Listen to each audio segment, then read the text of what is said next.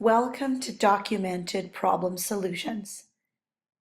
PIDP 3230, Assignment Number 3, Informal Assessment Strategy. My name is Andrea Welling. I am your self-employment instructor. I also manage self-employment programs. I have 6 years of self-employment experience, 10 years of small business experience. I work with advisors every day to help them problem solve and decide how to best help clients reach their full potential. I'm fully committed to adult education, and I really want to do a great job of helping you learn in an interactive, experiential way. I chose documented problem solvers because it was a way to help you go more in depth with your knowledge. What is documented problem solvers? What it's going to get at is how you solve problems. And as we know, problems in the real world are complex. They're messy. They are not what we expect, and they're very specific to each client. I'm going to be giving you a scenario which is quite typical in our program to give you some structure around how to analyze some typical problems. And the main thing you want to think about is how this process is going to prompt you to track how you solve the problem. So really thinking less about the content of the problem, but how is it that you solve problems? And why do we want to do this? Why is this important?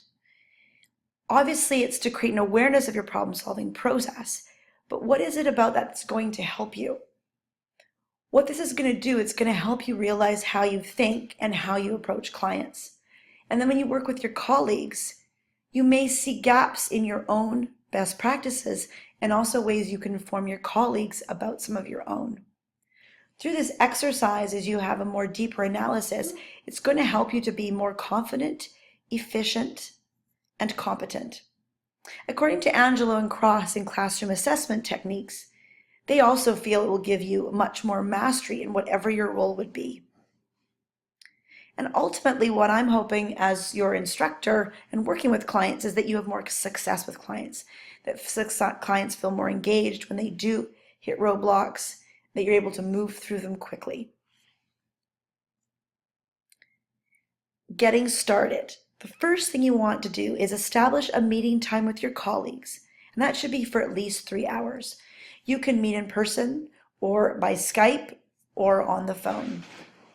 Make sure to prepare your own notes ahead of time. Gather your case notes, business plan revisions, and give yourself time to reflect and record anything you're thinking about with these individual clients. What is this problem? What is the problem that you're looking to analyze through documented problem solutions? Clients often don't complete assignments on time. They often don't follow our feedback, and they often perform poorly on assignments. So as you're doing this exercise alone, which is what the part you're going to do first, is you want to think about 3 different clients. I want you to think of a diversity of clients as of different ages, backgrounds, and ethnicities, with maybe different levels of disability, maybe some with some undiagnosed disabilities and some that we know about, and maybe a client where there was no disability at all. Spend some time describing the problem in 100 words or less. And at this point, I always suggest start the exercise early in the week. Get going on it. Then maybe take a bit of time to reflect and take a little bit of time to come back to it. And when you come back, you may have some additional insights that will really get underneath how you are going about working with these clients. How are you going about solving the problem? And once you've thought about this and grappled with it, not just the content, but how, I want you to try to record 3 to 5 methods of how you solve the problem. When you come together with your colleagues, you're going to share those examples and your analysis. Listen less for content. Don't listen so much for the events and the dramas, but listen for themes and listen for patterns in how you do the problem solving.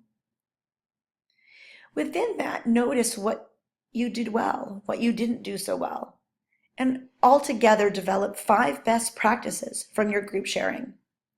and spend some time reflecting on the value of this exercise in a group discussion.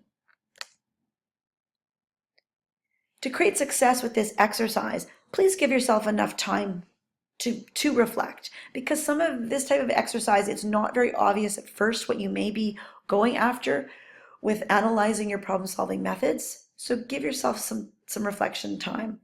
Think about making your show and tell with your colleagues a little bit engaging. Have them be able to step in your shoes and really be able to think about the process you go through and how they go through it. Be prepared for quite a bit of sharing. There might be quite a lot of data, and this could be a little bit overwhelming, and it might take a little bit of time to summarize, and don't be surprised if that happens.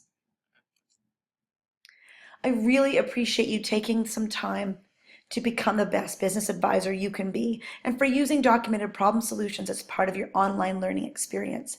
I'm always open to your feedback. Please feel free to email me at andreawelling8@gmail.com. In that feedback, I'd love to know what worked best for you, what were some of the limitations of the exercise, and if you have any suggestions for how it could be presented in even better ways today.